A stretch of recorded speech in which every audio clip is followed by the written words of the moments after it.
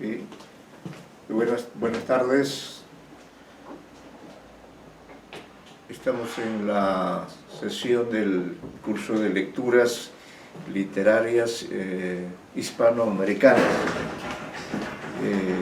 Hoy es 14 de enero de 2021 y nuestro grupo es pequeño.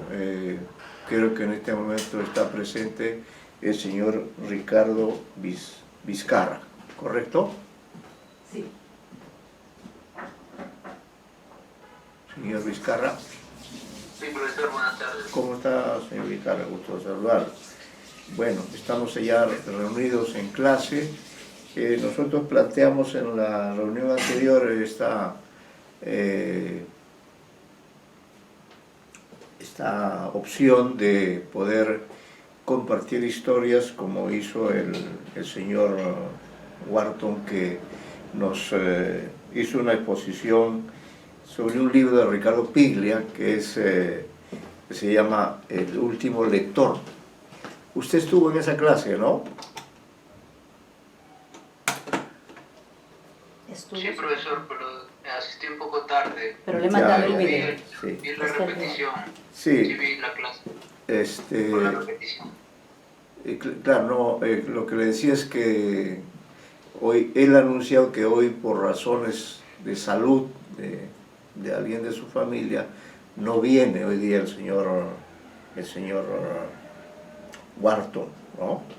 Entonces no sé si usted tiene alguna propuesta de un texto o de algún texto que usted haya elegido y que quiera compartir. Algo mencionó un autor, entonces eso es lo que le quería preguntar, porque si de lo contrario yo haría la opción que está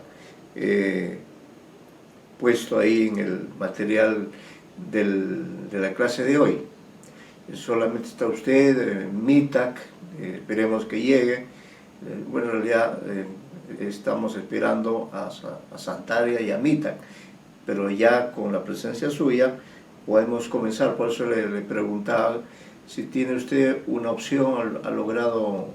La idea sería que usted comparta un determinado texto, ¿no? Y lo pueda leer incluso, si es que no lo ha subido a la aula virtual, pues se supone que no es un texto muy extenso, y luego usted mismo que eligió ese texto, diríamos, podría comentarlo. Entonces, este es un curso de lecturas literarias hispanoamericanas y bueno, el propio nombre del curso lo dice, ¿no? Nuestra actividad principal es la de lectores, y a través de ello vamos ejerciendo ese rol de lectores, y también eso nos permite ver los diferentes tipos de lectores que existen dentro del mundo de la literatura, ¿no? Son diversos tipos de lectores los que hay.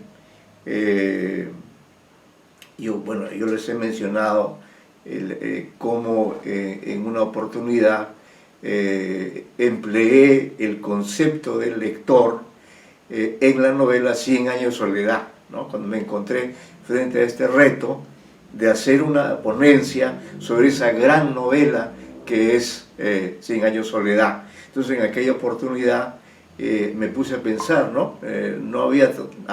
Había leído y releído, pero no había analizado específicamente algún aspecto de esa novela, ¿no? Entonces, bueno, dando vueltas a la idea, bueno, usted sabe que ahí hay 6 generaciones de personajes, ¿no? 6 o 7 generaciones, con el niño de la cola de puerco. Y dentro de cada generación hay una cantidad enorme de personajes. Si es que hubiera querido yo como lector, diríamos, elegir, podía haber elegido a José Arcadio Buendía, podía haber elegido a Aureliano Buendía, podía haber elegido a Pietro Crespi, o podía haber elegido, digamos, a todos los Buendía de una generación, etc. Es decir, las posibilidades del lector con respecto a una obra son infinitas, tanto por el lado de los temas que uno puede analizar, como por el lado, diríamos, de las formas, las técnicas, todas las posibilidades que trabaja el modelo narrativo, la concepción que maneja García Márquez en esta novela, y así, tanteando, como ya les he contado, descubrí a un personaje especial, que es este famoso personaje llamado el antropófago, que es Mauricio, bueno, olvida el nombre, pero él es uno de la sexta generación de los Buendía, y él ya es de los pocos que quedan en esa casa. Está prácticamente solo, tiene una actividad mínima de trabajo, y como siempre había ocurrido con las generaciones anteriores, él de pronto encuentra en el famoso cuarto de Melquiades, encuentra estos manuscritos, ¿no? Los manuscritos los encuentra ahí, y como habían hecho familiares suyos de generaciones anteriores, comienza a ver manuscritos, y no entiende el manuscrito, ¿no? No entiende, bueno, y este personaje pues se da cuenta que este manuscrito dice algo, cuenta algo, pero él no puede leerlo simple y llanamente porque está en un idioma que él desconoce. Ahí está el reto, ¿no? El lector quiere leer, yo quiero leer, como diríamos semióticamente, quiero leer, pero no puedo leer, no sé leer, porque no domino el idioma en el cual está escrito esta historia, estos manuscritos que están acá en este cuarto de Melquiades, y está hace ya muchos años, varias generaciones, y nadie la ha podido descubrir, nadie ha podido leer y saber de qué diablos hablan esos famosos manuscritos. Bueno, y este personaje entonces se obsesiona con estos manuscritos y sale de la casa de los Buendía, sale a la ciudad donde vive, que se supone que es Cartagena de Indias, y se relaciona con varios personajes, con varios jóvenes como él, que se reúnen en la librería de un sabio catalán, ¿no? Entonces se reúne ahí, les cuenta, les da detalles sobre este reto que tiene frente a unos manuscritos que no los entiende. Bueno, con la ayuda de este sabio y algunos libros que le proporcionan, etc., él descubre que el idioma en que está escrito esos manuscritos es el sánscrito. Ya descubrió que ese es el sánscrito, ¿no? Entonces, ¿cuál es su siguiente tarea? Aprender sánscrito. No hay otra forma, ¿no? Entonces, con diccionario, libros de gramática, qué sé yo, logra aprender el sánscrito. Llega a alcanzar una competencia lectora en este idioma antiguo, extraño, en el cual está escrito estos manuscritos dejados ahí, ¿no? De manera casual o quizá no casual, por un personaje extraordinario que es Melquiades, que había sobrevivido a varias generaciones y que siempre que iba a la casa se alojaba en ese famoso cuarto, y la última vez que estuvo allí dejó esos manuscritos, ¿no? Entonces, bueno, ya avanzó, ya adquirió, ya pasó, digamos, la situación de querer pero no poder. Ahora pasa la situación de, sí, quiero leer los manuscritos, quiero descifrarlos, y sí puedo hacerlo. ¿Por qué? Porque ya manejo el idioma, ¿no? Y efectivamente allí él comienza a descifrar paso a paso, en forma muy engorrosa, en forma muy difícil, ¿no? Como usted que es lector lo sabe, pero comienza a descifrar y ve que es una historia, y de pronto sigue leyendo y se da cuenta que es la historia de su familia, la historia de la cual él también forma parte, porque él es el personaje de esta sexta generación. Entonces comienza a mover los manuscritos, ¿no? A adelantar, a trazar las páginas, y se da cuenta que conforme él mueve las páginas de ese manuscrito, el tiempo avanza o retrocede. Y se da cuenta que ahí está desde los remotos fundadores de la estirpe, que son José Arcadio Buendía y Úrsulo de Iguarán, Entonces se va hasta allí, ¿no? Y luego avanza y así, y de pronto se da cuenta que esa historia también lo involucra a él. Entonces en esos momentos de desesperación avanza las páginas para ver en qué parte de la historia está él. Y justo llega a la parte de la historia donde Melquíades ha escrito que este personaje iba a leer la historia y iba a descubrir que toda ella aludía a la historia de los Buendía, y en la cual él precisamente descubre que está haciendo lo que ya había anunciado Melquíades, ¿no? Entonces, adelanta algunas páginas y se desencadena esta suerte de pandemia, vamos a decirlo así, esta suerte de cataclismo comienza a hacerse presente en ese mundo cerrado, en ese mundo misterioso que es el de Macondo. Se desencadena la catástrofe, el cataclismo, y mientras él va leyendo que eso ya lo había previsto Melquíades 100 años antes, 100 años de soledad, hasta que él llega a la frase final que dice que la historia condenada a 100 años de soledad no tiene una segunda oportunidad. ¿Te das cuenta? Entonces eso yo descubrí la importancia de ese personaje precisamente, ¿no? La importancia en tanto lector que descifra, que lee la historia y además que practica un tipo de lectura muy especial, porque no es la lectura es un acto que se da en el tiempo, de manera sucesiva, de manera lineal, de manera irreversible, pero con los manuscritos la acción de leer cambia, porque pareciera ser que los manuscritos, como fueron escritos 100 años antes de estos hechos que se están realizando, tiene esa cualidad mágica de hacer que el tiempo se mueva, ¿no? Él mueve las páginas y el tiempo se mueve. Entonces hay una coincidencia entre los hechos en sí y estos manuscritos que eran la predicción de aquello que iba a ocurrir, como que está ocurriendo efectivamente, como un espejo, ¿no? Sería un recurso propio también de Borges, en fin, de las Mil y una noches, de otras obras donde ocurre esa suerte de mundos paralelos, mundos posibles, ¿no?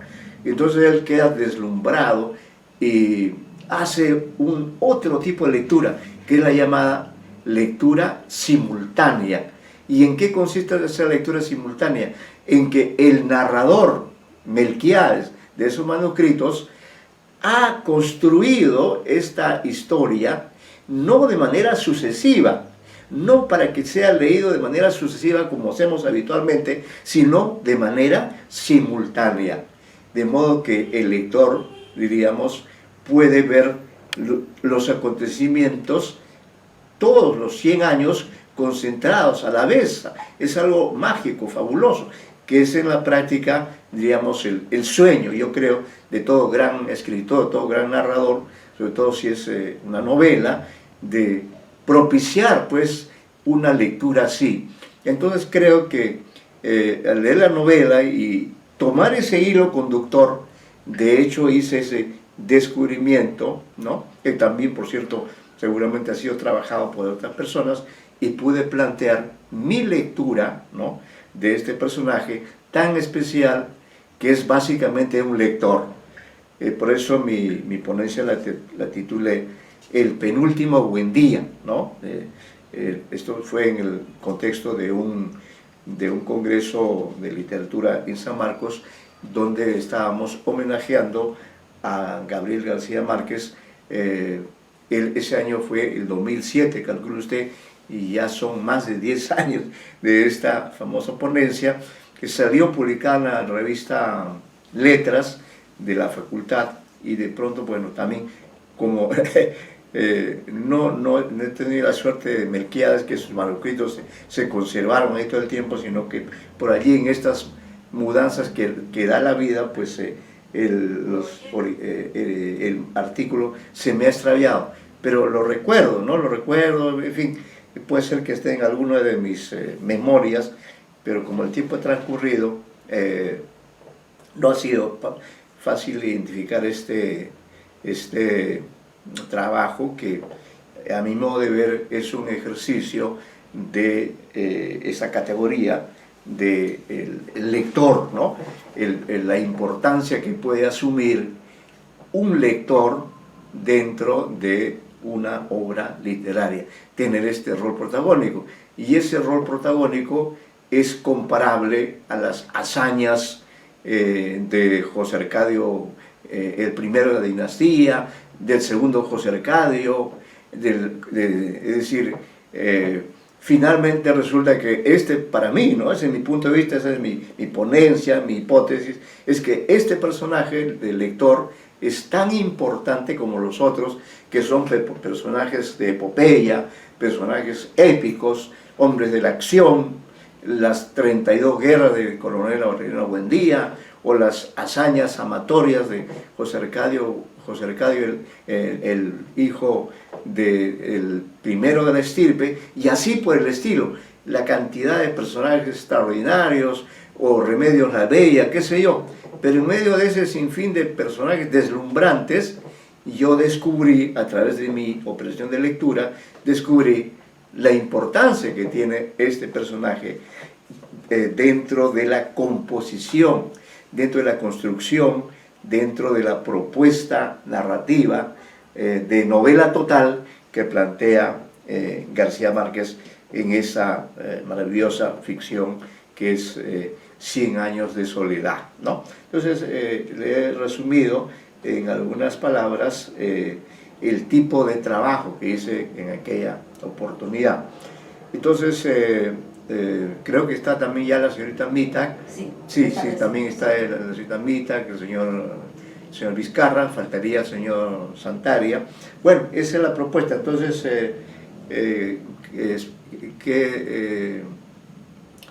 lo que podemos hacer es, si ustedes tienen las propuestas de las historias respectivas, pueden hacer lo que yo acabo de hacer, porque tengo yo luego otra propuesta que está por escrito, y bueno, también sería un ejemplo de lectura, ¿no? De análisis, ya en este caso no sería una novela, sino 3 relatos del escritor Eduardo González Viaño. Bien, entonces, ¿cuál es el señor Vizcarra, la señorita Mita, con respecto a lo que planteamos? Sí. Profesor, sí. Con respecto a lo que usted habla sobre el lector, me parece. Bueno, claro, estamos en narrativa y en ahorita, y es cuando recae en el lector, el último, que es de 100 años de soledad, nos hace ver como en Continuidad de los Parques y en los textos que hemos leído, esa importancia del lector tal como sí, y es propia del autor de la obra, quien nos hace reflexionar sobre ese autor, ¿no? Y en esa medida yo para hoy día le traje varios libros porque no entiendo esa noción, pero ahora ya voy entendiendo la relación entre el lector, ¿no? Sí. Por ejemplo, está Juan José Arreola, no sé si claro, sí, Juan José Arreola, claro, por supuesto, sí. Lo sabe, pero sus cuentos son de una talla un poco más, no sé, particular, la manera como habla ese señor. Es diferente también traje ahí uno de Carlos Eduardo Zabaleta, ¿no? Pero solo para hablarlo. Ya, perfecto, no. Cada aporte, lo importante es que usted tenga los textos y si gusta los lee, incluso si no son muy extensos, porque los textos de Arreola no son muy extensos, ¿no? Yo he leído varios cuentos, he trabajado bastante con fabulario, donde se reúnen la mayor parte de sus textos, y me parece un buen ejemplo. Bueno, en el caso Zabaleta también he tenido oportunidad de leer varios de sus relatos, algunas de sus novelas. Me unió a él una gran amistad, e incluso viajamos juntos en varias oportunidades, y en una de ellas, el año de 1994, mire, le estoy hablando del siglo pasado, se le hizo un homenaje a Carlos Eduardo en la ciudad de Caraz, ¿no? El año 94, calcule usted. Bueno, y en ese homenaje yo, por deferencia de él, leí la ponencia inaugural de ese congreso que llevaba su nombre, y al cual asistieron varios escritores importantes. Estaba, por ejemplo, Washington Delgado, Alejandro Romualdo, el doctor Estuardo Núñez, bueno, Sonia Luz Carrillo, Ricardo Falla, una serie de escritores sanmarquinos, Tomás Escajadillo. Fue una conjunción de esfuerzos, ¿no? Y bueno, eso ocurrió también con respecto a, entonces, digamos, los dos autores que usted menciona los he leído, quizá no en su totalidad, pero sí los conozco, así que en ese sentido podríamos trabajar con ellos, no hay problema en eso. Igual... Sí, quería decir que esos autores me llevaron a pensar qué tipo de lecturas estaba leyendo yo, ¿no? Por ejemplo, también tengo una de Faulkner sobre un cuento, pero claro, él lo habrá escrito en inglés, ¿no? Claro. Pero su forma, la forma en cómo trata al narrador y al lector, eso es lo que me pareció así particular. Y luego está la relación que usted mandó, Iwasaki, Santiago Rocagliolo. Entonces esas personas me parecían no tan buenas, ¿no? Pero también tengo ahí uno de Santiago Rocagliolo y que voy a empezar a profundizar. Y luego Salazar Bondi, ¿no? Sus cuentos se parecen a los de Zabaleta, pero son diferentes a los de Arriola. Y luego también tengo ahí el Tao, no sé si usted ha leído el Tao. El Tao, no. Chino. Sí, son manifiestos, no sé si se logra ver. Ajá. Un manifiesto. Ya. Claro, me parece que hasta esa que está en una hoja puede ser una propia historia, ¿no? Claro. Pero, en fin, de tantas esas obras, formas de narrativa, al final me quedé con dos, ¿no? Que me parecieron así muy difíciles. Una se llama Siberia Blues, de Néstor Sánchez, no sé si lo habrá escuchado. Y cuando lo leí no lo entendí del todo, ¿no? Y todavía sigo sin entender. Y la otra obra se llama de Nilo Espinosa Haro. Sí, Nilo Espinosa, claro, sí lo conozco. He leído también algunas cosas de él. Claro, tiene una felicitación de Washington Delgado en el libro y me pareció bastante interesante. Además son como los textos cortos, son cortos los textos, y sobre él le quería hablar, ¿no? Sobre perfecto, he conozco, no lo veo años, ¿no? Él es sanmarquino como nosotros, sí lo he conocido, nos hemos conversado en algunas oportunidades, he leído algunos textos de él, pero hace tiempo, ¿no? Bueno, y si usted lo ha elegido también, estaría bien, porque usted, como estudiante de literatura, ya tiene usted una formación, tiene una competencia, ¿no? Como se dice en la semiótica, tiene un conjunto de categorías con los cuales puede analizar un texto, ¿no?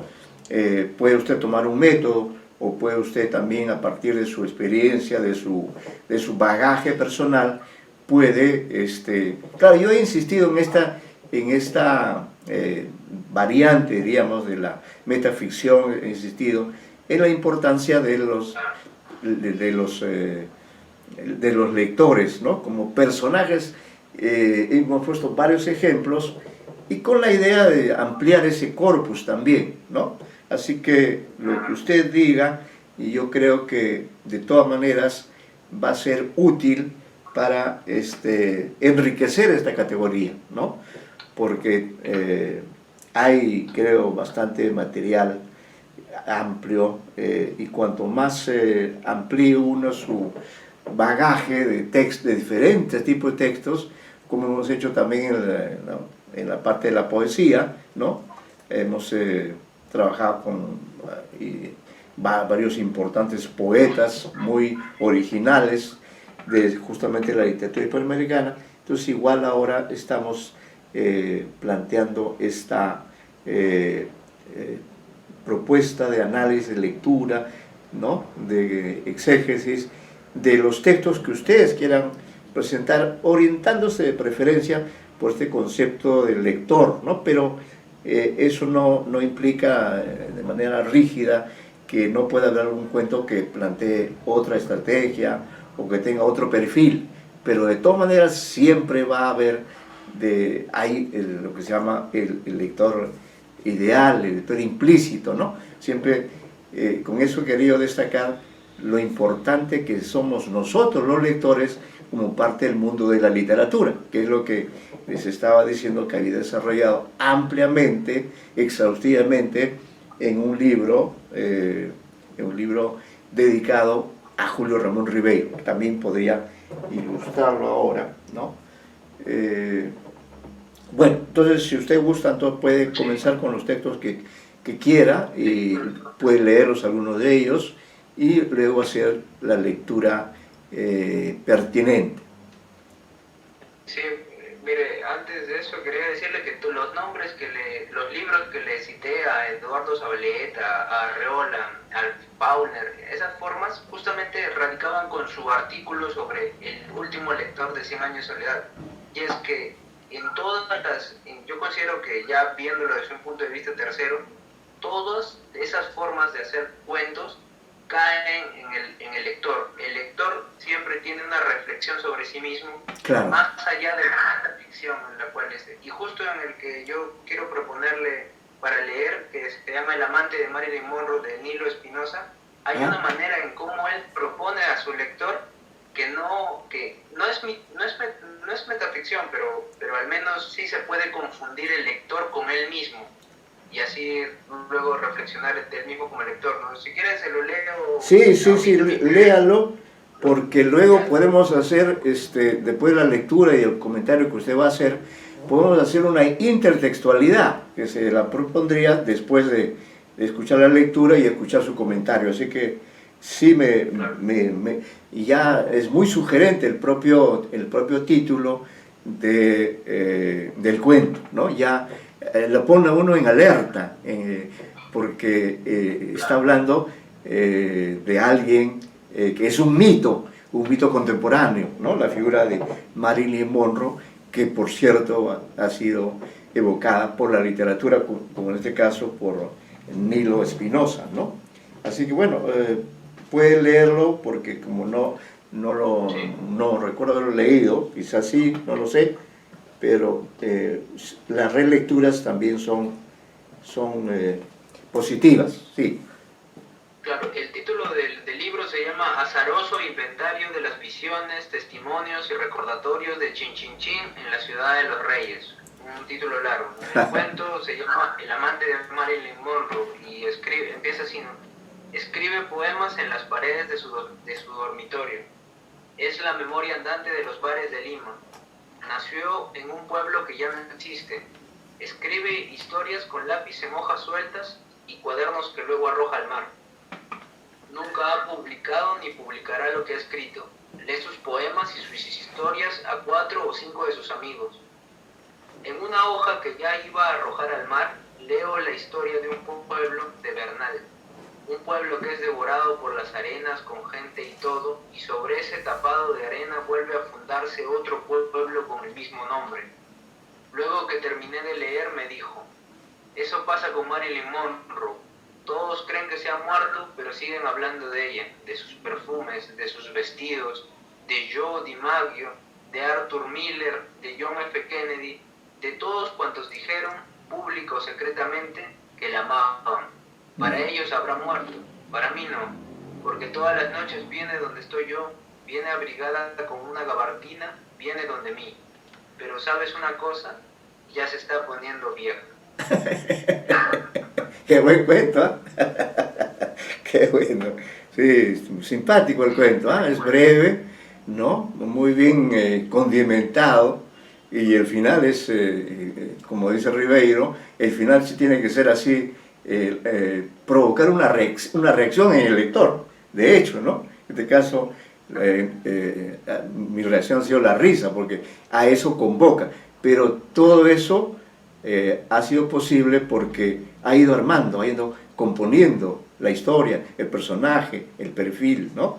Los elementos para desembocar en esa salida irónica, en esa salida así explosiva. Y el cuento, pues, me parece un cuento redondo, ¿no? Que tiene que ver con el lector, con el escritor, en fin, con la propia figura de Marilyn Monroe, a quien le da una inmortalidad, ¿no? Contradice la realidad, ¿no? Es que es un texto muy simpático, a mi modo de ver.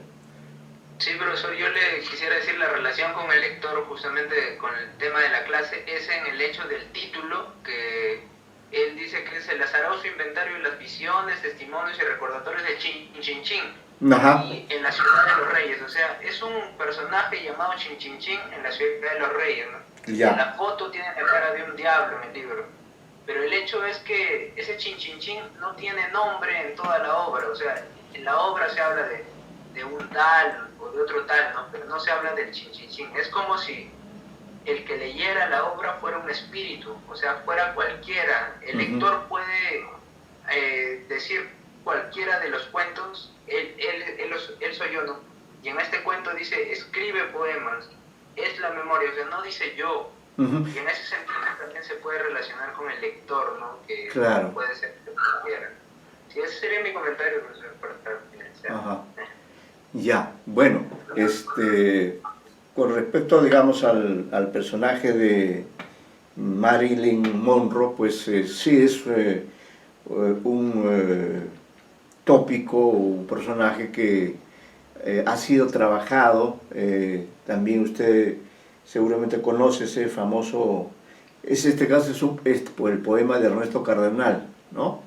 Se llama Oración por Marilyn Monroe. Es un hermoso poema también, alusivo a este mito de este personaje que efectivamente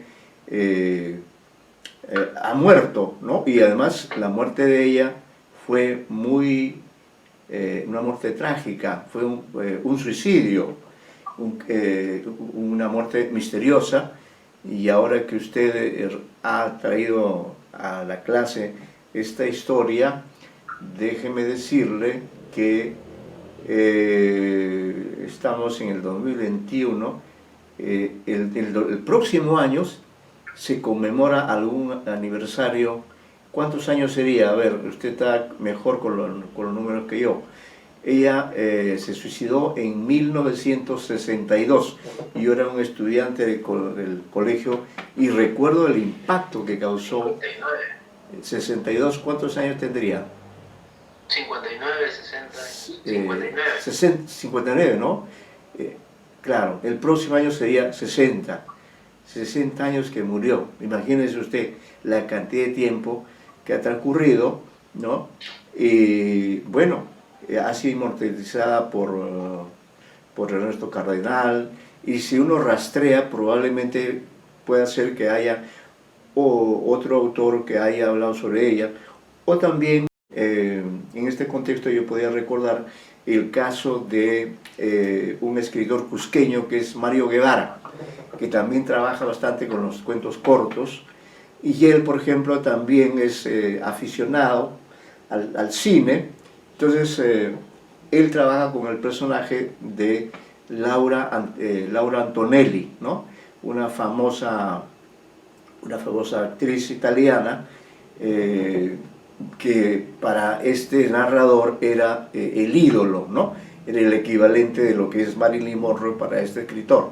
No recuerdo bien la anécdota, pero está centrado en este personaje, esta estrella del cine. Es decir, que la literatura de pronto... profesor, sí. Disculpe, el título del cuento. Sí. El que yo leí era El amante. No, disculpe, yo estaba hablando del profesor. Sí.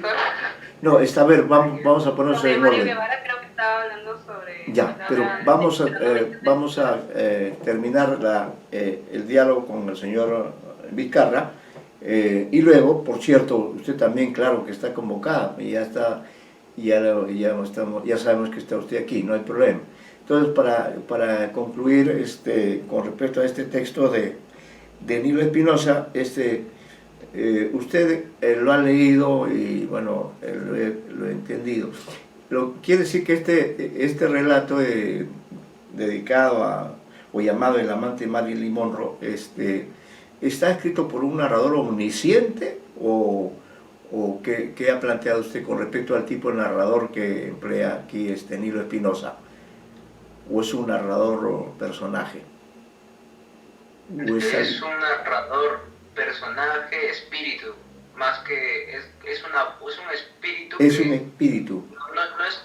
No está corporalizado, no es un narrador omnisciente. Al parecer conoce cada recoveco de Lima, pero es un espíritu llamado Chin Chin Chin, es como un demonio que está y que se esconde en casas y ve historias, ¿no? Y cuenta de alguien, como de este señor que dice, escribe poemas en las paredes, o sea, está hablando de alguien. De alguien. Está viendo. De alguien. Claro, pero él no se ha corporalizado. Él sigue siendo un ente abstracto, pero mira a todos. Y tampoco es un narrador omnisciente. Y ese es Chin Chin. Chin Chin es el espíritu. Sí, ¿no? Chin Chin se llama. Sí. Chin Chin. Y él tiene esa capacidad de observar, de seguir bueno, recorrer Lima, ¿no? Lima es la ciudad en la que este señor o este espíritu se desenvuelve y podría ser como una suerte, como usted dice, como un demonio, como alguien que tiene esta capacidad de poder escribir, expresarse, pero sin haberse corporeizado, ¿no? Que es una posibilidad también que estaría planteando que este espíritu tiene, sin embargo, la capacidad de escribir de manera misteriosa, mágica, porque cabe en el campo de la narración recurrir a todas las posibilidades, ¿no?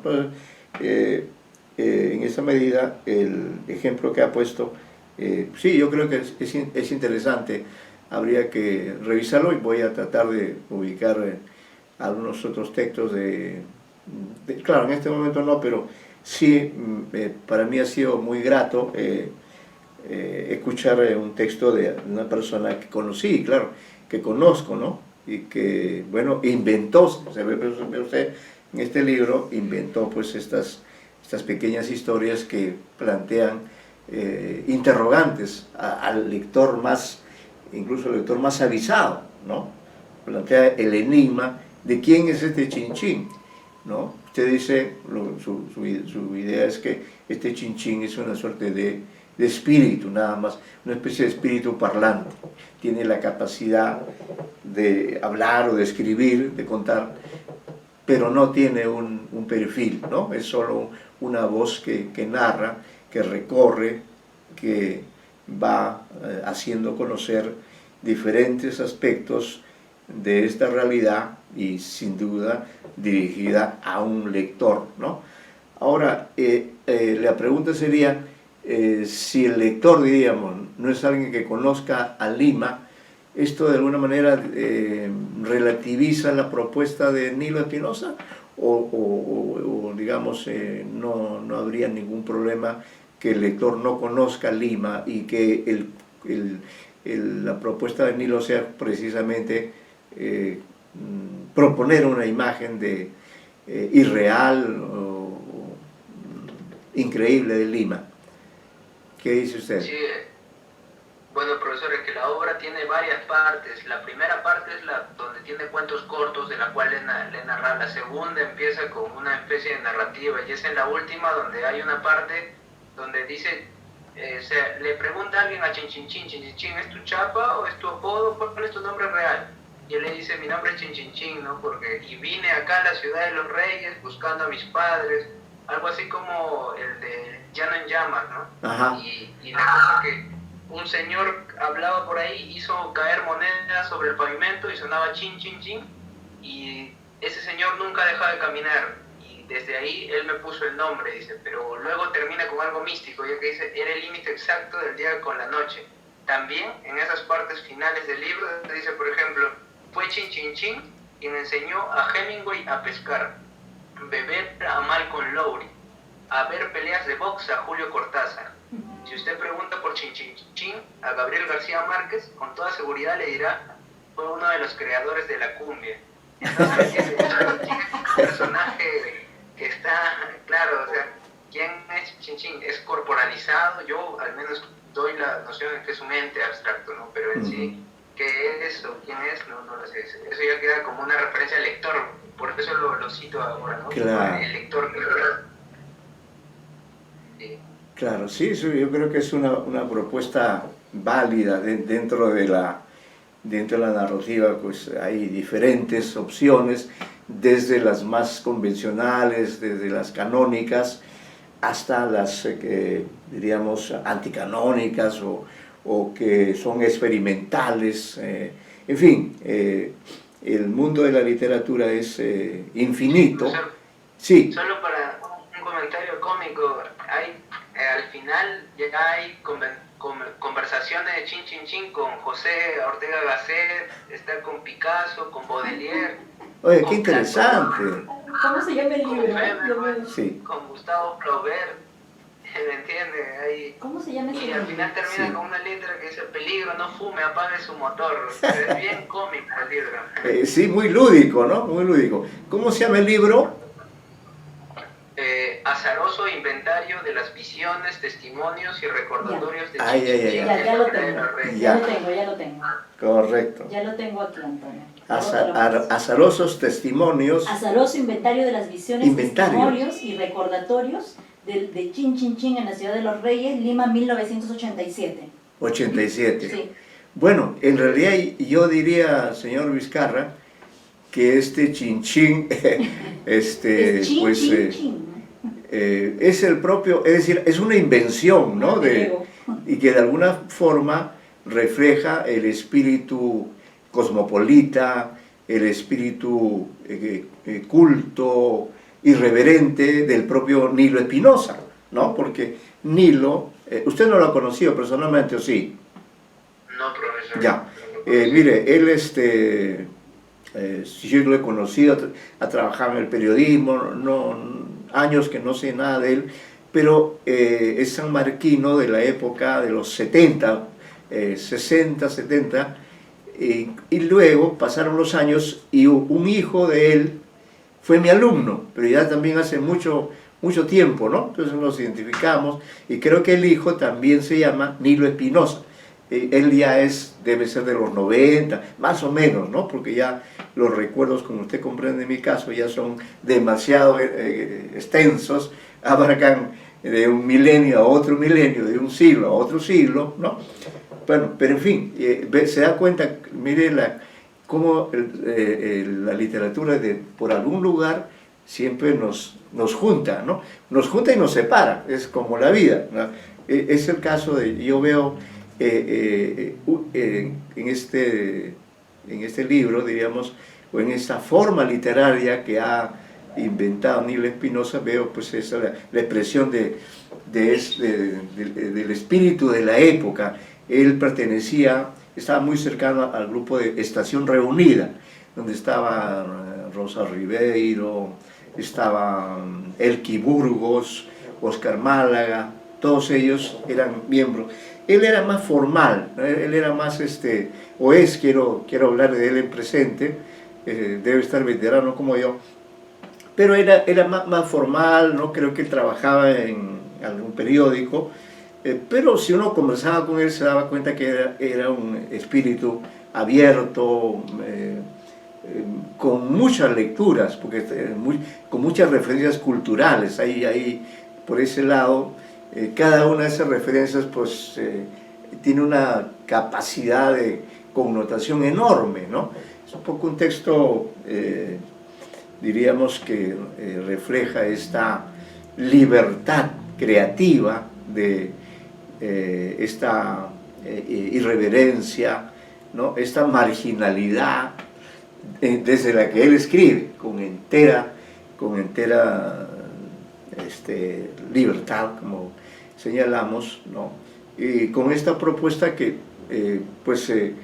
también tiene sus lectores, ¿no? Porque lo estamos ahora disfrutando, y fíjese usted, es un buen descubrimiento, un buen hallazgo el haber disfrutado de la prosa de Nilo Espinosa, ¿no? Que es un personaje con muchas lecturas, es un hombre muy informado, muy amante de los libros y seguramente de otras, probablemente el cine también, de hecho, ¿no? Por la propia referencia a Marilyn Monroe. Usted sabe, bueno, la gente de muchas generaciones, el cine es otro referente muy importante, hay metaficción.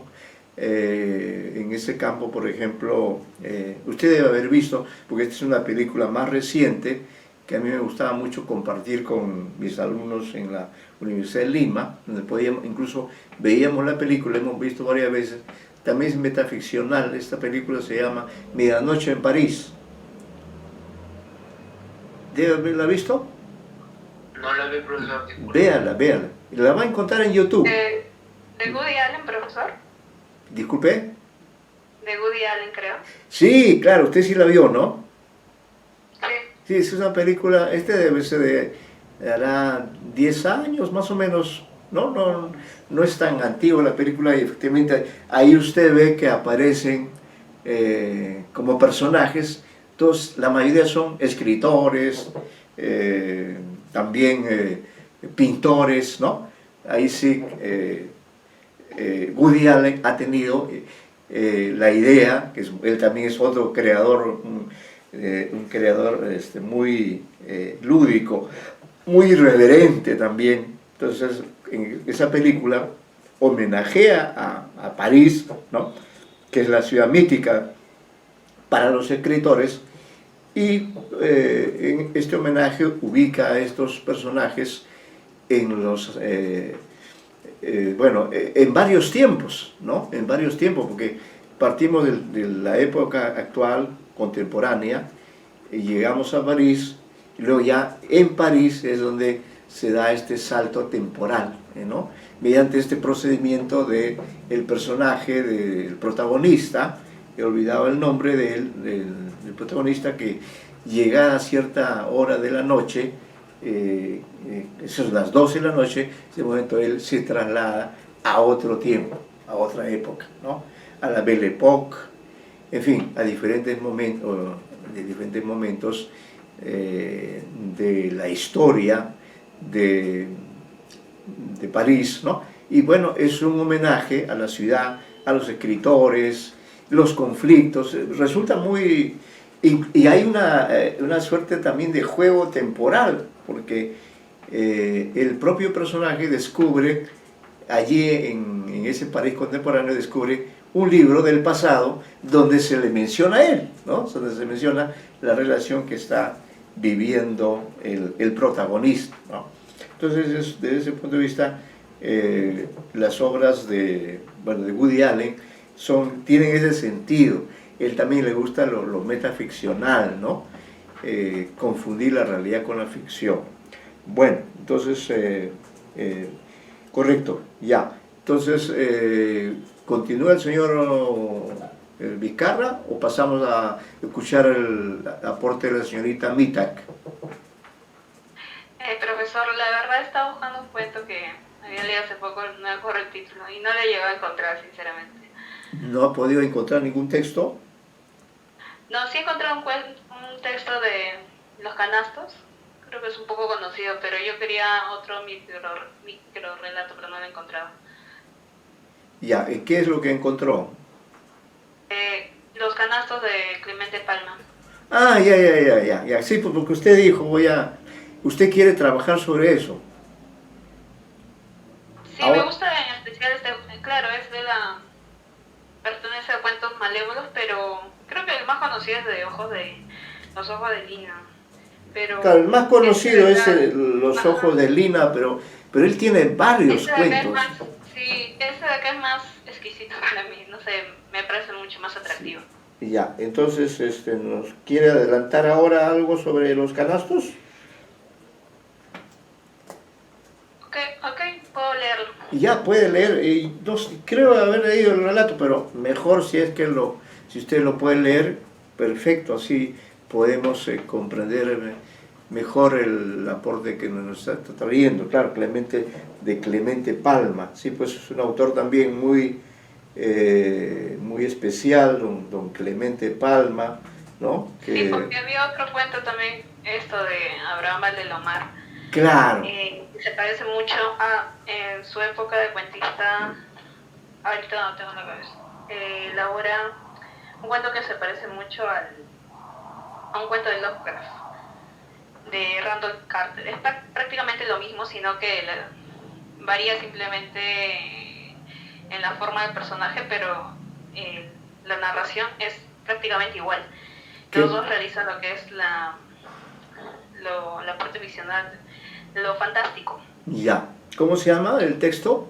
Este era... que la verdad es que lo había anotado todo en una hoja. Ya. Ese sí. es de Valdelomar. Sí, es de Valdelomar. Ya, bueno, ya ubica la... Un momento, por favor, a ver si lo voy a ubicar. Bueno, pero sí podemos en todo caso avanzar con el del Clemente Palma, ¿no?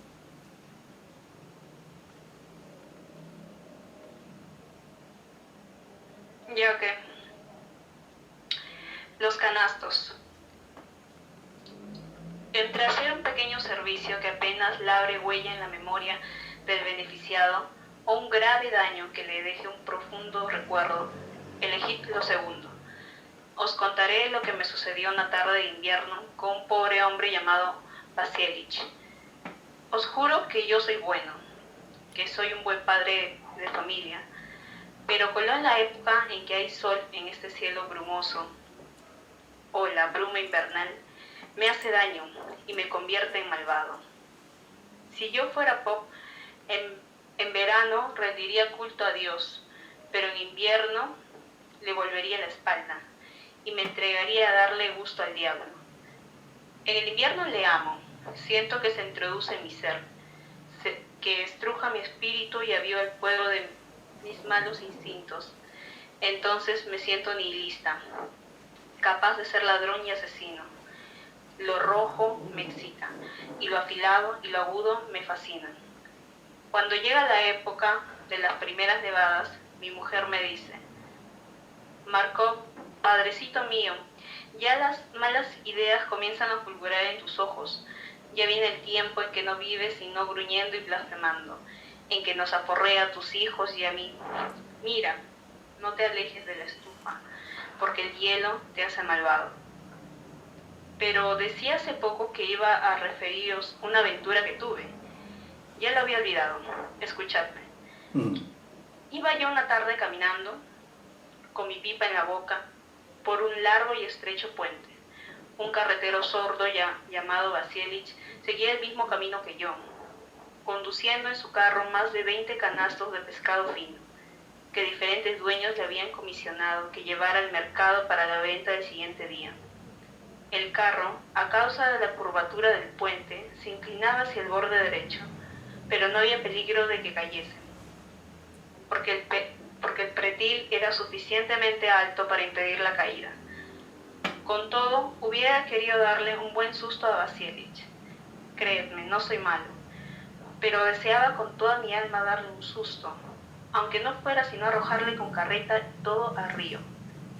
De repente, la cuerda que sujetaba los canastos rompió o desató.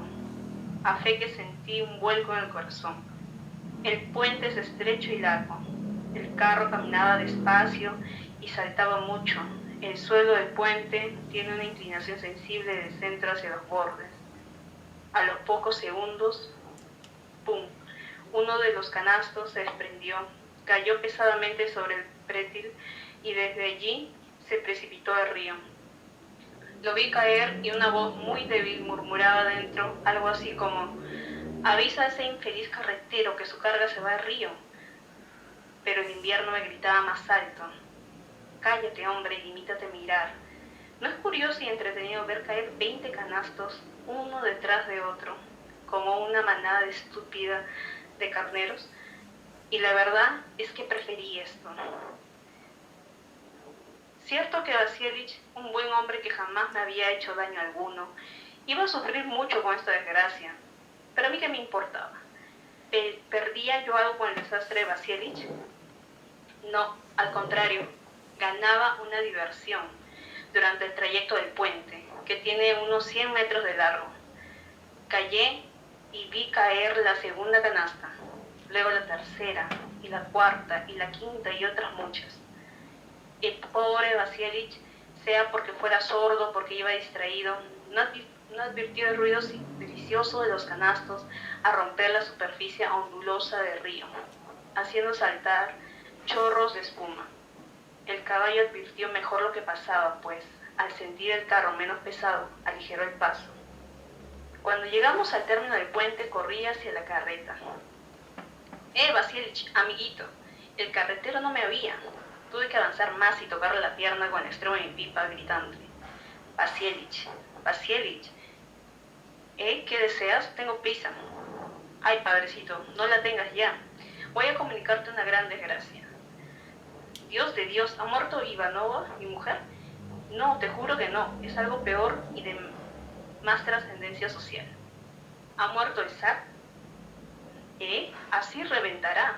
Habla, habla. Pues detén el carro, que es algo grave lo que te voy a decir. Pero está anocheciendo y tengo prisa de llegar a la ciudad. No la tengas ya.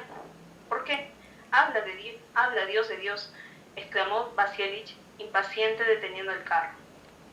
Yo encendí lentamente mi pipa, que se había apagado. Te decía, padrecito, que no tuvieras ya prisa en ir a la ciudad. Verás si tengo razón. Maldición, ¿pero por qué? Porque cree que me duele decírtelo, padrecito. Oye bien, no desapresurarte, porque el señor Río se ha engullido, bocado tras bocado, tus canastos de peces. Soy testigo ocular. Te aconsejo que otro día hagas uso de cuerdas más fuertes. Vasilich volvió el rostro violentamente y al asegurarse de su desgracia se puso horriblemente pálido. Luego enrojeció y apeando de la carreta se asomó a Río.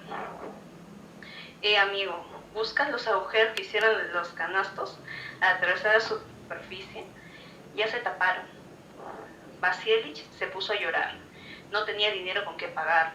Le embargaron sus cosas. Ivanova y sus hijos sufrían miserias espantosas. Y si no alcanzaba a pagar toda la deuda, le meterían en la cárcel. Y el invierno era tan crudo. El pobre sordo lloraba amargamente. Era cosa de matarse. Sí, padrecito, es cosa de matarse, afirmé yo con tono filosófico.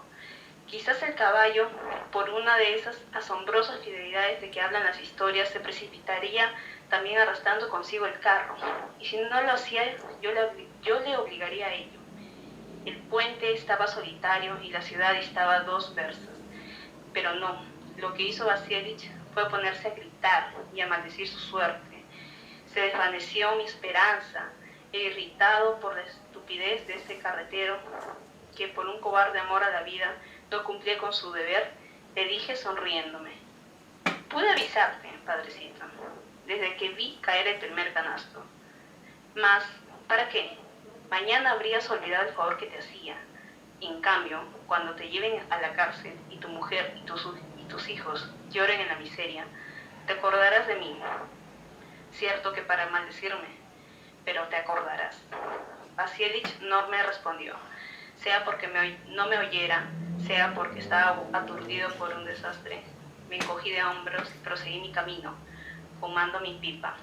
Después de todo, el sitio de los peces era el río, no los canastos.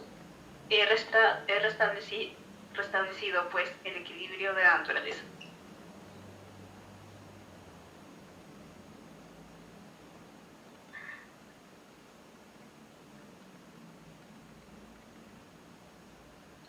Profesor, ahí terminé con Ya. A ver, vamos Disculpe a... que me he estado tartamudeando un poco, es que estoy sin lentes, no me puedo leer bien. En todo caso, ¿qué elementos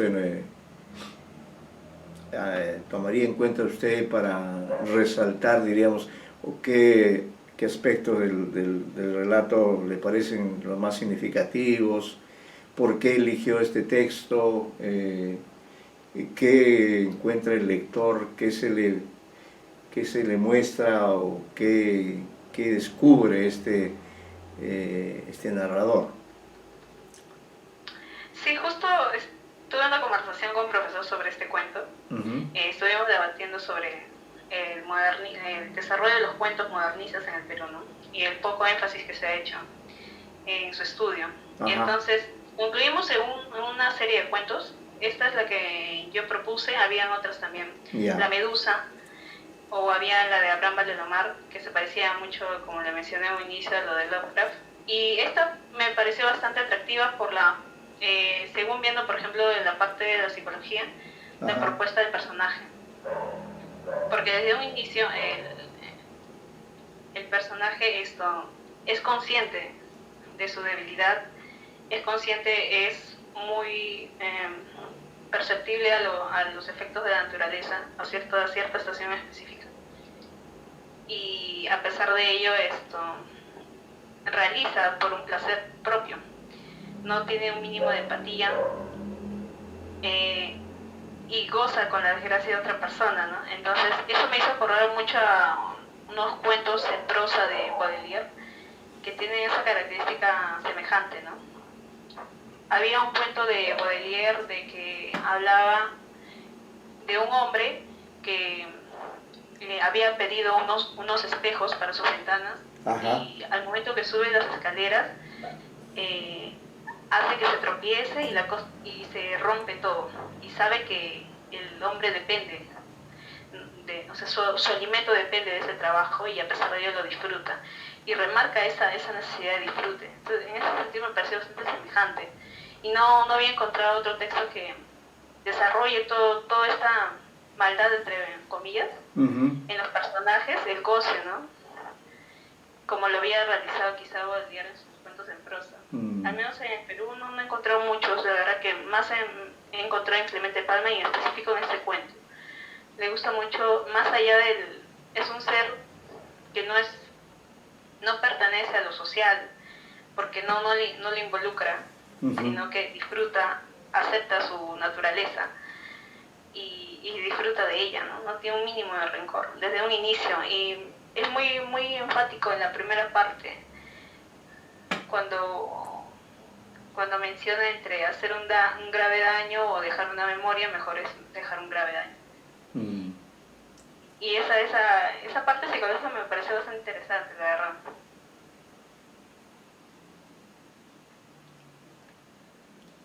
De acuerdo, sí. Bueno, voy a leer ese cuento que tengo, me parece, los volúmenes de Clemente Palma, que tiene una producción bastante amplia, ¿no? Hay muchas facetas de él que han sido sí abordadas por algunos especialistas en algunos libros. Es el cuento modernista, es de Mora, si no me equivoco, ¿no? El libro que mencionó sobre el cuento modernista. La Medusa. Ese es otro cuento. Ya. Sí, es otro cuento, es más filosófico, es diferente. Analiza mucho sobre la vida, lo compara justamente con esta imagen de la Medusa. Correcto, sí. Entonces, bueno, voy a leer ese texto para hacerme una idea, poder digamos, comentar algunas cosas. Claro, como es un texto que tiene una cierta extensión, entonces hay detalles que llevan necesariamente a la relectura, ¿no? Pero bueno, lo interesante es que usted ha elegido a un autor que también, con relación a su tiempo, es un personaje irreverente, y el personaje crea, los personajes que crea a través de sus cuentos son personajes que encarnan el mal, ¿no? De alguna manera disfrutan con el mal, son un tanto sádicos, me da esa impresión, ¿no? Sí, y lo más curioso es que hace referencia en que el personaje principal le afecta justamente la estación del invierno y sale toda esta parte malévola. Y es curioso de que los nombres sean también rusos.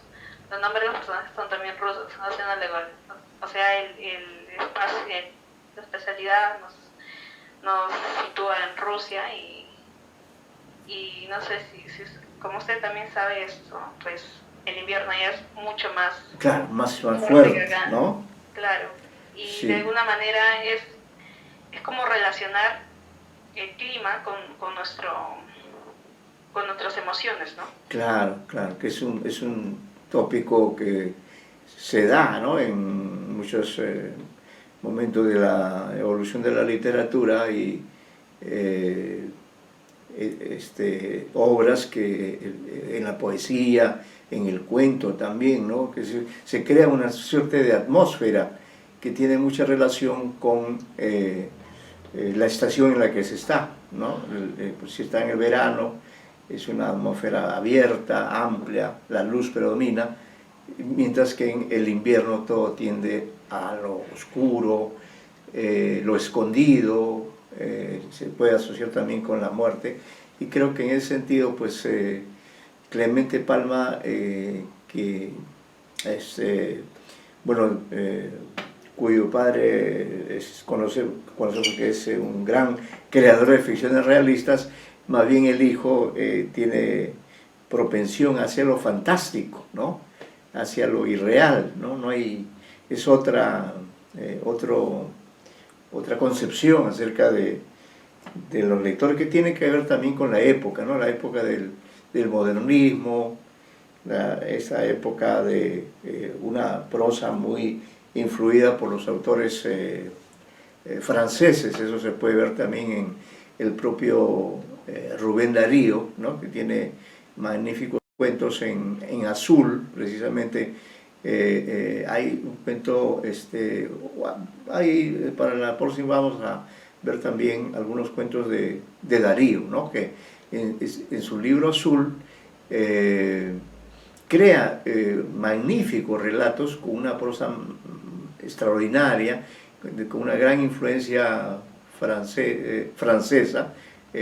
Catulle Méndez es uno de sus autores favoritos, pero si bien, digamos, Rubén Darío es sobre todo poeta, no tanto un narrador, sin embargo, sí en algunas ocasiones tiene esa capacidad también de describir a un personaje, ¿no?, o contar una historia, ¿no? No sé si ustedes han leído un poema en el cual hay una historia, Los motivos del lobo.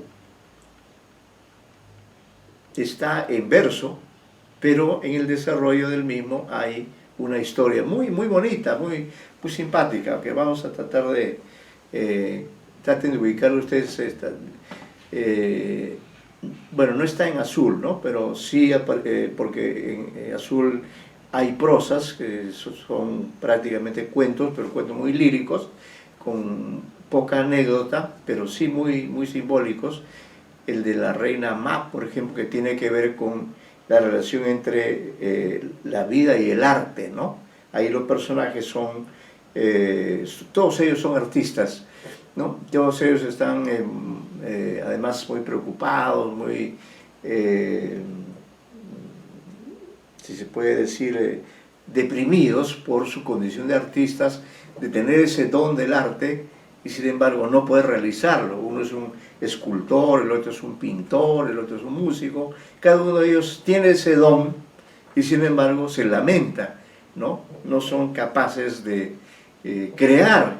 Si la naturaleza o Dios les ha dado ese don, hay que emplearlo, hay que utilizarlo, ¿no? Entonces viene la reina Mab. Bueno, todos estos son personajes así deprimidos, personajes con poca fuerza vital.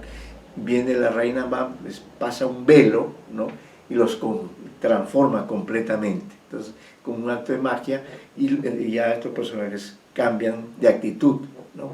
Porque lógico, si una persona como Darío, por ejemplo, tuvo el don de crear poesía con tanta facilidad, pues él supo emplearla magistralmente, ¿no?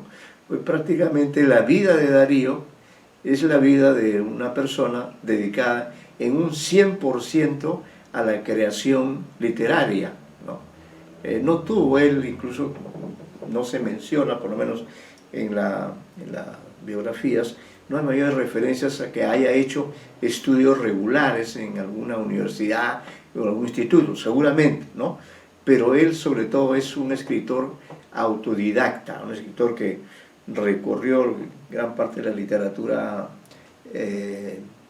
española, ¿no? Principalmente poesía, pero también fue un gran lector de la literatura francesa, y todo eso se nota en estos cuentos de su libro, de su primer libro importante, que es Azul, donde precisamente inicia la etapa del modernismo, ¿no? Que luego se va a desarrollar a través de la obra de él, de Darío, y de otros autores, algunos de los cuales pues también trabajan cuentos. El caso del mexicano Gutiérrez Nájera, que también muy famoso, igual que Darío, bueno, no tan famoso, pero sí muy valioso, porque igualmente casi toda su vida íntegramente se la dedicó a la creación literaria, pero la creación literaria a través del periodismo, es decir, escribía los cuentos o las crónicas o la crítica de arte y los publicaba en los periódicos, sin preocuparse de reunir los textos y luego ponerlos en un libro, ¿no? Simple y llanamente los publicaba y tenía muchos seguidores. Gutiérrez Nájera, en el México de fines del siglo XIX, era un autor muy admirado por la exquisitez de su estilo, por la originalidad de su prosa, pero no se preocupó él nunca de juntar los textos y ponerlos en el formato de libro, ¿no? Fue después de su muerte que se hizo la labor de recopilación de toda esta creación dispersa que hay en los periódicos de esa época, periódicos. Él incluso fundó una revista llamada Azul, ¿no? Entonces, bueno, nos encontramos pues con que nuestra literatura hispanoamericana es muy rica en todos los aspectos, tanto los temáticos como también los aspectos formales, ¿no? Es una literatura que dialoga de igual a igual con otras literaturas, y en cuanto a la producción de nuestros escritores hispanoamericanos de diferentes momentos históricos, hay una riqueza, hay una variedad de opciones, ¿no? Porque ya ellos han leído en diversas literaturas. Hay un cuentista, narrador muy bueno, ¿no? No muy difundido, de cuentos así que de alguna forma me han hecho, lo relaciono con Clemente Palma, aunque creo que no hay tantas semejanzas, pero en este autor sí se encuentra un trabajo a propósito del concepto que usted señalaba, el concepto del ambiente. Allí en este cuentista hay un manejo extraordinario del ambiente en el cual transcurre la historia, que es una historia más bien así misteriosa, ¿no? Me estoy refiriendo a este cuentista que se llama Carlos Schwal. Carlos Schwal, el apellido es un poco complejo, es un apellido inglés, ¿no? Él pertenece más o menos a la misma generación. Carlos Schwal. ¿Lo han leído? Carlos Schwal. El apellido es Che. A ver, espérense, voy a ver si consigo el libro. Espérenme un minuto. Yo te lo busco. A ver, fíjate si está por ahí. El de Schwal o de Clemente Palma también. El de Schwal creo que está en el por ahí está estante de cerca, acá, sí. ¿no? De narrativa. En narrativa debe estar, vamos a ver si ubicamos este es un autor muy valioso. He tenido oportunidad de leer algunos textos suyos muy bien trabajados, ¿no? El manejo de esa prosa así muy pictórica, pero al mismo tiempo muy muy potente para crear personajes así controversiales, ¿no? Un año ganó el Copé de Oro del cuento con un libro, con un cuento que se llama justamente Fuego, ¿no? Fuego. Pero luego tiene otros, y he tenido oportunidad de conversar con él, y realmente es un escritor muy sólido en cuanto a su formación como narrador, ¿no? Él mantiene un perfil bajo, pero creo que es un escritor que vale la pena que ustedes puedan conocerlo. Vamos a ver si es que ubicamos algo de él. Él es otro ejemplo así como él. Hay muchos más, muchos de los que... No sé si, por ejemplo, el artículo de Jorge Benavides, creo que lo menciona, no estoy muy seguro, pero en todo caso, si no lo mencionó, debe ser por olvido, porque estoy seguro que Jorge Benavides, el autor de este artículo que hemos leído, conoce a Schwalbe, ¿no? Sí. Ahí está, gracias. Sí. Ve, justamente acá tengo a la vista, y les voy a dar el nombre tal como debe escribirse, y a ver si leemos, a ver si tengo acá no la mano. Se llama Carlos Schwalbe. Le voy a deletrear el apellido, que es de origen inglés. Dice Che, así, Che, bueno, W-A-L-B.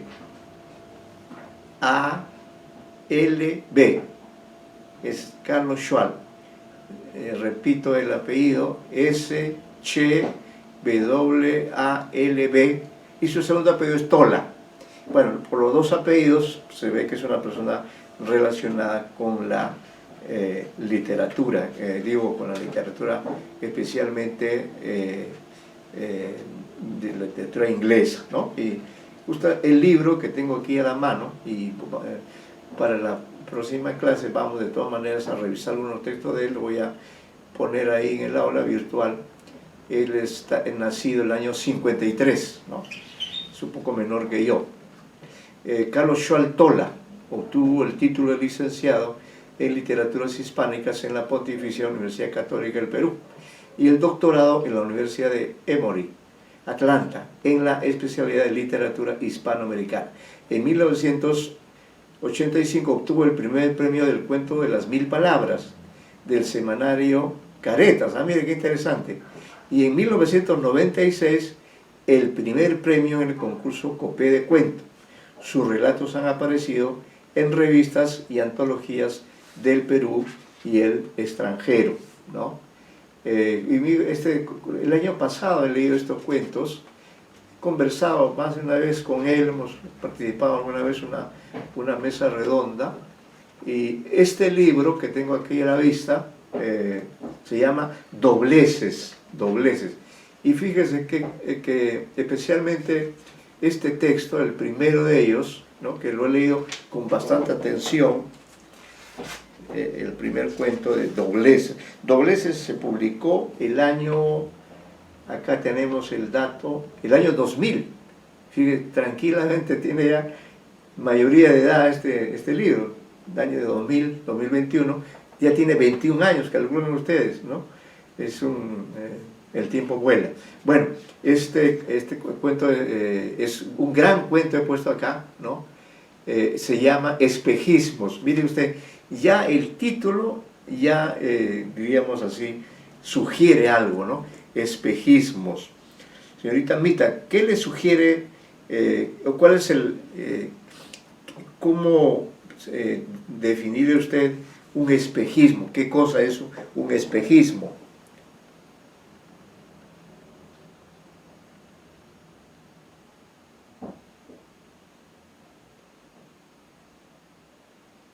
¿Cómo podríamos definir, señor Vizcarra, cualquiera de ustedes, el concepto de espejismos, qué les sugiere? Una alucinación. Es una alucinación, claro, ¿no?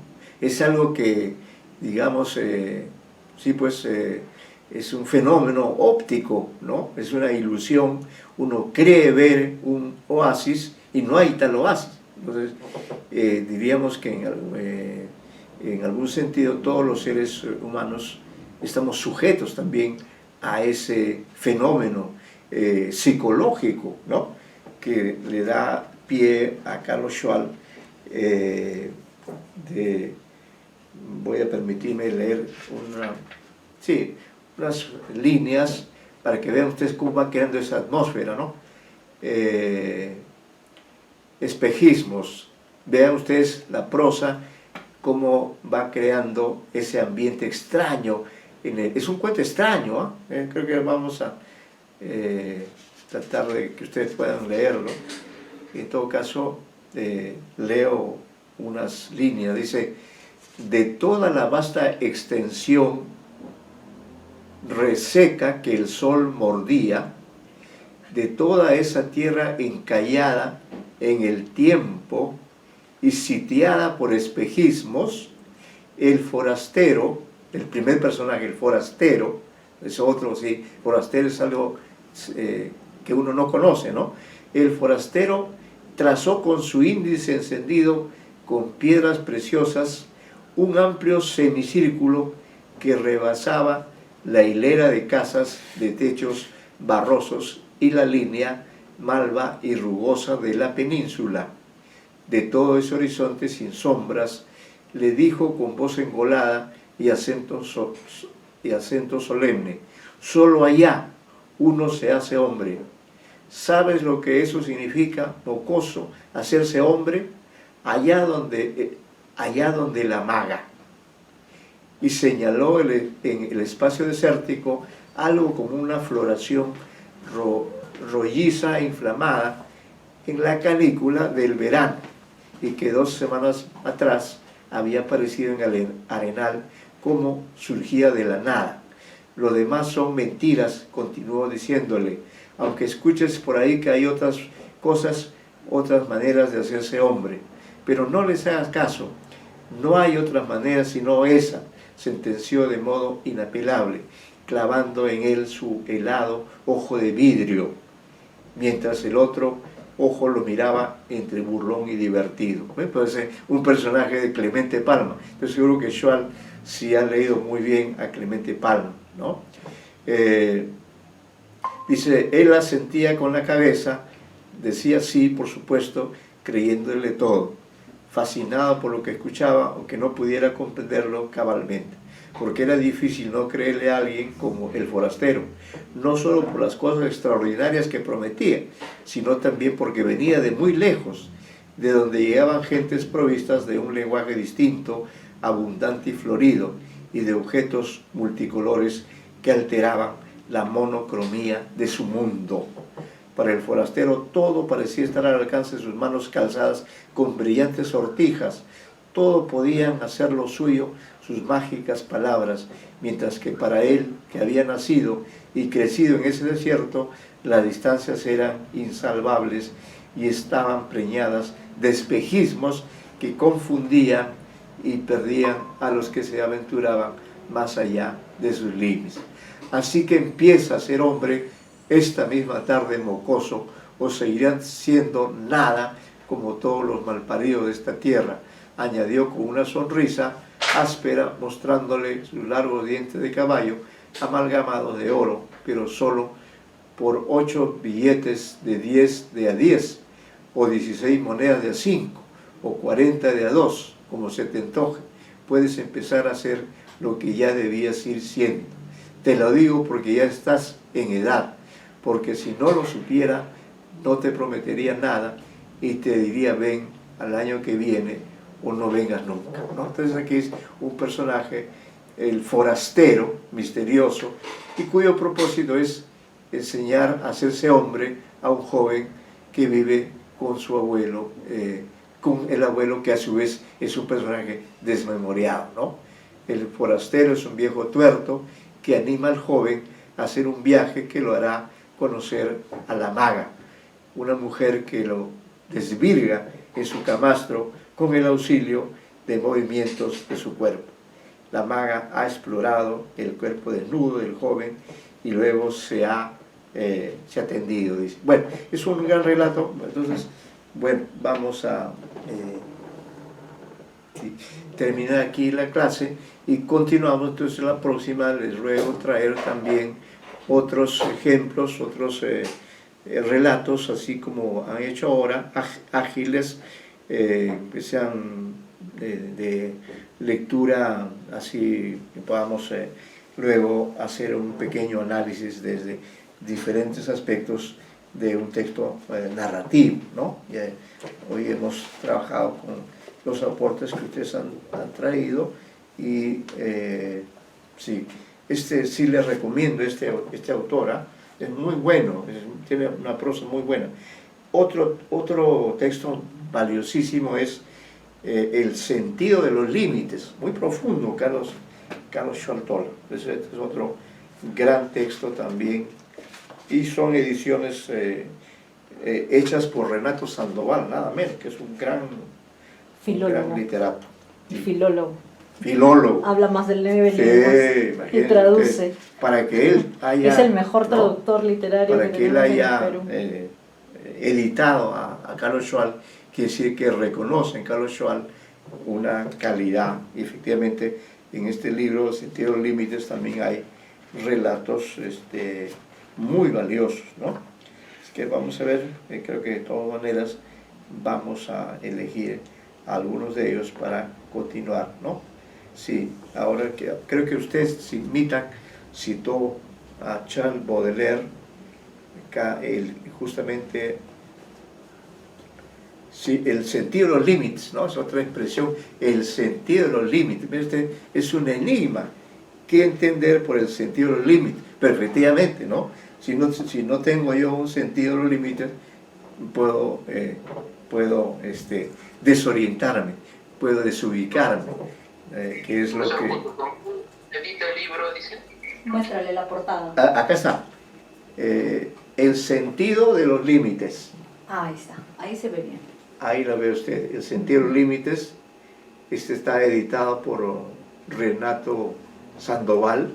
A ver, ¿de qué año es colección Punto Final? Es del año 2003, ¿no? 2003, sí. Muy buenos textos, aquí he leído varios. Hay unos errores en la paginación, lamentablemente. Por ejemplo, este cuento es maravilloso, es un poco extenso, pero en todo caso, traten ustedes de leerlo en cualquier momento. A Carlos Schwal, este cuento que se llama El fantasma de la mediocridad, ¿no? Valiosísimo, porque aquí, miren cómo comienza. Dice, es un narrador en primera persona, aparentemente. Me han dicho que usted es un pintor de talento y por eso vengo a que me haga un retrato, ¿no?